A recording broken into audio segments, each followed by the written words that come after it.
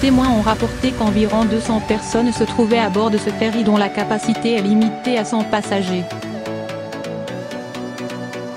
Plus de 100 personnes ont péri dans le naufrage jeudi d'un ferry dans le sud du lac Victoria, en Tanzanie, a annoncé vendredi la télévision publique TBC, citant le gouverneur de la province de Mwanza.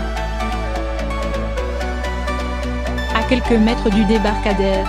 Pour le moment, le bilan s'élève à plus de 100 morts, a indiqué la radio publique, citant le chef de la police tanzanienne. Un précédent bilan faisait état de 86 morts.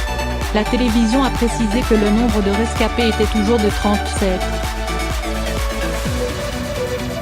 Le ferry MV Nyerere s'est retourné jeudi après-midi à quelques dizaines de mètres seulement du débarcadère de sa destination finale, l'île d'Ukara, dans le sud du plus grand lac d'Afrique, avait indiqué jeudi soir l'agence tanzanienne des services électriques et mécaniques, l'exploitant public du navire.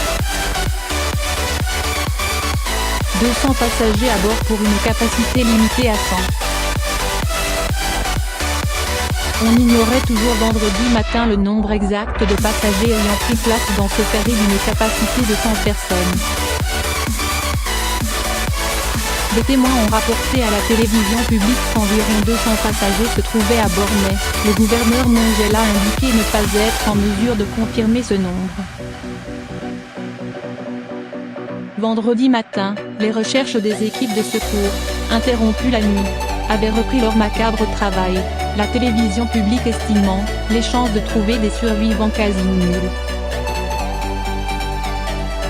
Plusieurs tragédies dans le passé. Les causes de l'accident n'étaient pas connues vendredi mais de précédentes tragédies dans cette région des Grands Lacs ont le plus souvent été imputées à des embarcations surchargées. Outre ses passagers, le MV Nyerere transportait également des marchandises lorsqu'il a chaviré.